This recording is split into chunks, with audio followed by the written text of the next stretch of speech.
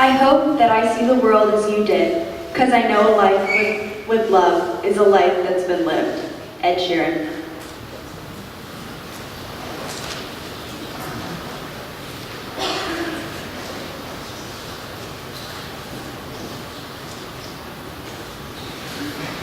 If there ever comes a day when we can't be together, keep me in your heart. I'll stay there forever.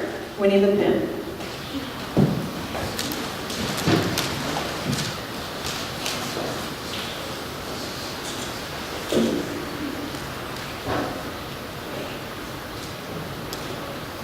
So long as memories of certain beloved friends live in my heart, I shall say that life is good. Helen Keller.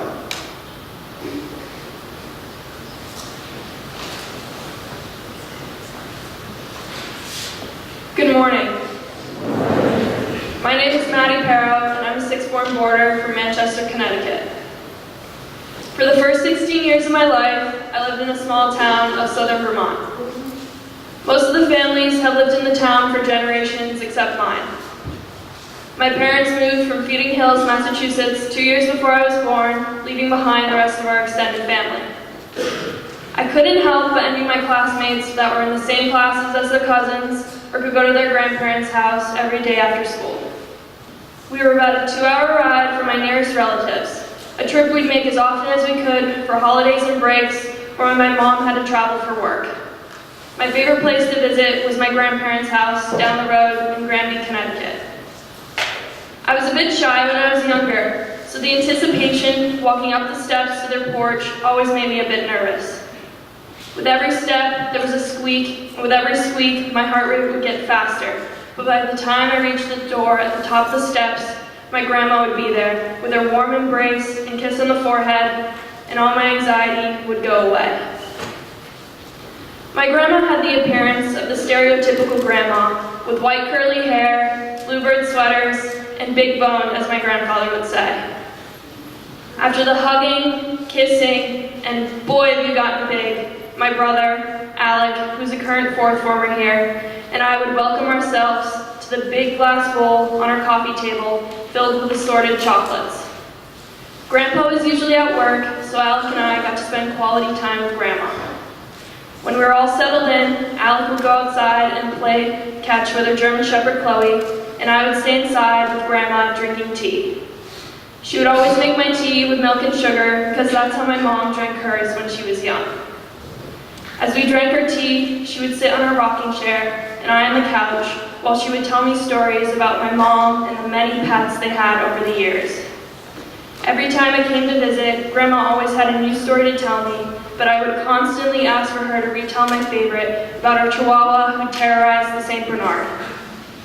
My grandma would tell these stories until I'd fall asleep and wake up later with a blanket wrapped around me.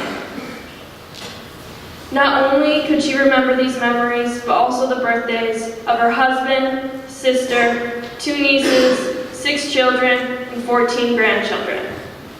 Every birthday on my way home from school, I could always count on Grandma's card in the mailbox. Inside each card was a little note and birthday money. I would then call to thank her, and we'd be on the phone for an hour. Like my mom, my grandmother loved to talk. I remember the weekly phone calls my mom and Grandma would make, which lasted from lunchtime until dinner. Not only did she love to talk, but she would take the time out of her day to get to know anyone. Grandpa would have his clients call the house phone, Grandma would answer the phone, and after their first or second time calling, she'd know that person's birthday too. As Alec and I got older, we were allowed to stay home during our mom's long trips.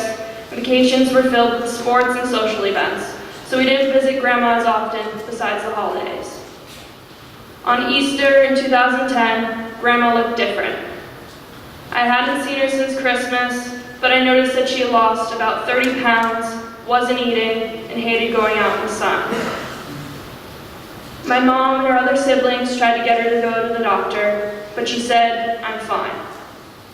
But about 2 months later, she finally gave in and went to the doctor, where they ran an assortment of tests. A few days later, we got the phone call that she had colon cancer. She started the chemotherapy that summer, but I didn't see her much. I had summer camps, and my parents didn't want Alec and I around to see Grandma in pain. About 6 months later, she was cancer-free and beginning to look like herself again. A few more months went by, and Grandma stopped answering the phone. My mom called Grandpa while he was at work to ask him about Grandma, and he said that she was fine, but concerned, we took a trip down to their house. Grandma was home, had gained back the weight, but she was still different. It was as if she was scattered, not knowing what to do. The phone would ring, she didn't answer. Instead, she was running around the house, putting things in different places. Over time, Grandma changed from being patient and reliable to confused and forgetful. In December of 2011, Grandma was diagnosed with Alzheimer's. For those of you who don't know what Alzheimer's is, it's a progressive form of dementia that attacks the brain's neurons, resulting in memory loss, thinking and language skills, and behavioral changes. My grandma's case was nothing like what you've seen on Grey's Anatomy or The Notebook, where the characters with the disease just forget the people around them and their long-term memories. My grandma not only forgot people and the memories, but she also forgot how to formulate sentences and to communicate. The chemotherapy had sped up the Alzheimer's process.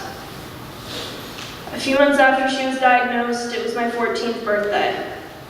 I had heard that Grandma wasn't doing well, but I still had this feeling that somehow, some way, there would be a card in the mailbox when I got home from school. When we arrived, there was no card, but I pretended that I wasn't expecting anything.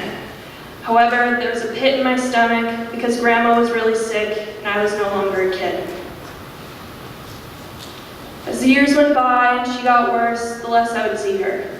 I began school at Westy and we moved to Connecticut, but I'll be honest, I was scared. Scared to see that she was so ill, scared to admit that she wasn't going to remember the stories.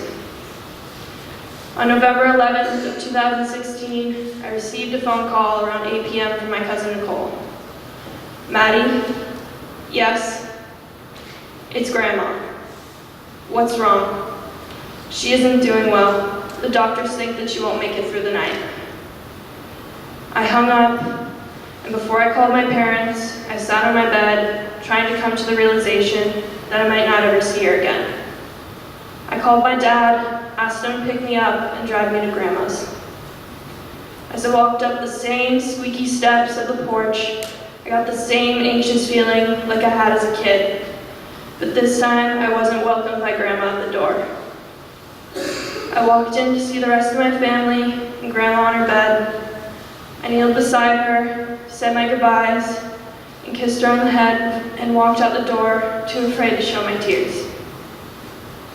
She lived for another 5 days, and I got to see her one more time before she passed away on November 16, 2016, peacefully beside my grandfather in their home. My relationship with my grandma has taught me that no matter the distance, you should always make the time for the people you love.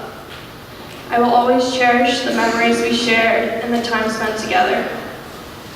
As we sixth formers get closer to graduation, and there's a greater distance than down the hall from our best friends, take the time to travel the distance and make the memories. Thank you.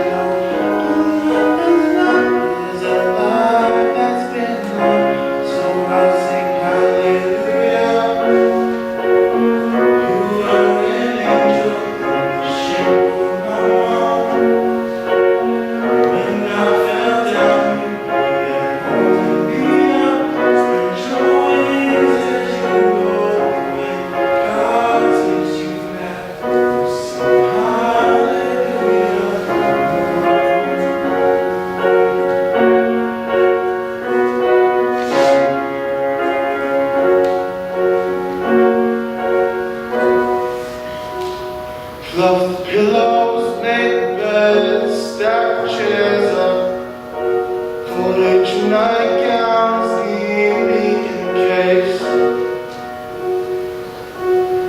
John said he'd drive and put his hand on my cheek and wiped a tear from the side of my face. And I open to see the world as you did, 'cause I know is a life that's been lived, so I'll sing hallelujah. You were an angel in the shape of my heart. When I fell down, you were holding me up, spread your wings as you go. God takes you back, sing hallelujah.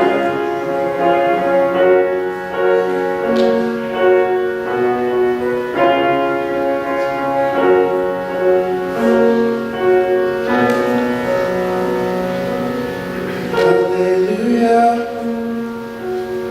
you were an angel in the shape of my mom.